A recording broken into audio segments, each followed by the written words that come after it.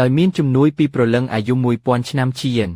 ពេលវេលាពិតជាលួចការសម្ដែងគាត់មិនត្រឹមតែឈ្នះវិញ្ញាបនបត្រនៃការប្រកួតខ្ញុំក៏ប្រើវាដើម្បីសុំរង្វាន់ម្ដាយខ្ញុំហើយទិញកង់4ដើម្បីផ្ដល់រង្វាន់ដល់ឈៀនក៏សម្រេចចិត្តបំពេញតាមការសន្យារបស់គាត់ហើយនាំគាត់ទៅហើយបានជាយើងឡើងឡានក្រុងទៅផ្ទះតែឡើងឡានក្រុងខ្ញុំបានវិនិយោគតែ$2ពេលអ្នកបើកបរឃើញដូច្នេះក៏រំលឹកគាត់ភ្លាមថាមួយដុំគឺទើបឆៃដឹងថាគ្មានអ្នកណាអាចឃើញឈៀនក្រៅពីខ្លួនគាត់ទេបានតែឆ្កងផាក់ពីណីខ្ញុំមានលុយហើយមូលហេតុដែលពេលវេលាអាចមើលឃើញឈៀនវាគឺដោយសារតែគាត់បានដោះសោនៃក្តារអុកបុរាណដោយចៃដន្យដោះលែងឈៀនដែលជាប់នៅក្នុងនោះ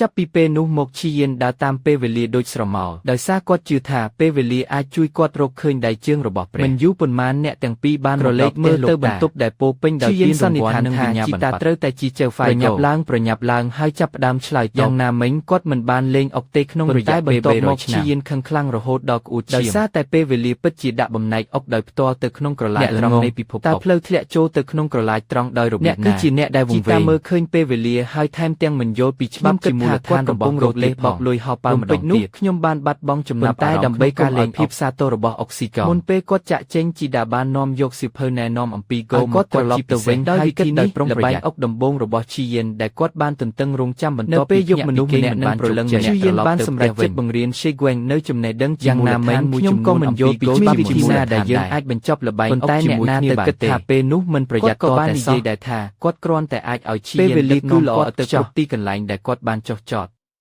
ដូច្នេះឈីយិនអាចប្រើតែរថយន្តកង់4ដ៏មានតម្លៃបំផុតដើម្បីចេញពីឡានដោយស្មោះត្រង់បន្ទះគោត្រូវបានបែងចែកជា19បន្ទាត់បញ្ឈរនិងផ្ដេកដូច្នេះបង្កើតជាផ្លូវប្រសព្វ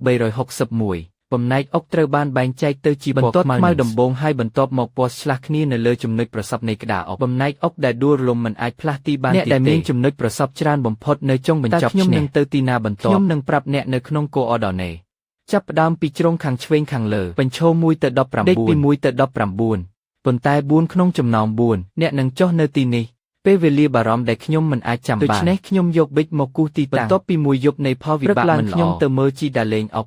ជាលទ្ធផលជីដាបានទៅរាំនៅការ៉េរួចហើយក្តីសង្ឃឹមរបស់ឈីយិនក្នុងការលេងអុកបានគាត់ខកចិត្តយ៉ាងខ្លាំងគាត់មិនអាចជួយអ្វីបានក្រៅពីគិតអំពីថ្ងៃចុងក្រោយរបស់គាត់នៅត្រូវបានអធិរាជវុននៃលោកយ៉ាងឆ្វេងបោដាំឡើយឈីយិនមានព្រៀបក្នុងការចាប់ផ្ដើមដោយសារខ្ញុំមានឱកាសញ៉ារបស់គាត់ដូចជាយ៉ាងឆ្វេងបោហ៊ីបនឹងបាត់បង់អុករបស់ឈីយិនចូលទៅក្នុងពេលនោះគាត់បានសូកព្រះអណដែលមានវត្តមានលោកសេបោកព្រះចៅអធិរាជវូខឹងសម្បាយ៉ាងខ្លាំងវាត្រូវបានបដិសេធមិនស្ដាប់ការបញ្ជារបស់គាត់ចេញពីតំណែងគាត់មិនត្រូវបានអនុញ្ញាតឲ្យព្យាយាមទ្រាំទ្រនឹងការមេនីអាចធ្វើតាមឧត្តមគតិនៃគោតាមវិធីខាងលើបានទេដោយក្តីអស់សង្ឃឹមគាត់បានរៀបចំធ្វើអត្តឃាតដោយលើពណ៌ស្បានទៅក្នុងទឹកប្រលឹងរបស់គាត់ត្រូវបានផ្សារភ្ជាប់នៅក្នុងក្តារជាអ្នកលេងអុកនៅលើក្តារអុកតើការលេងគោសំខាន់ជាងជីវិតរបស់អ្នកទេ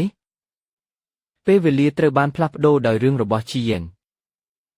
បានសម្រេចចិត្តនាំគាត់ទៅរកកន្លែងដែលគាត់អាចលេងពីរកឃើញត្រីខាងលើហាក់ដូចជាសិស្សសាលាធំសិក្សាខ្ញុំមិនដឹងថានរណាអាចត្រូវបានរៀបចំដើម្បីឆ្លៃឆ្លងជាមួយខ្ញុំនឹងទៅជាមួយគាត់គួរតែរកអ្នកផ្សេងបានល្អជាងគាត់ភ្លឺចាំងប៉ុន្តែថៅកែស្រីមិនមានពេលខាត់នាងទេពេលវេលាបានប្រញាប់ប្រញោលចូលក្មេងម្នាក់នេះមិនដឹងថាមេខ្ពស់ប៉ុណ្ណាទេ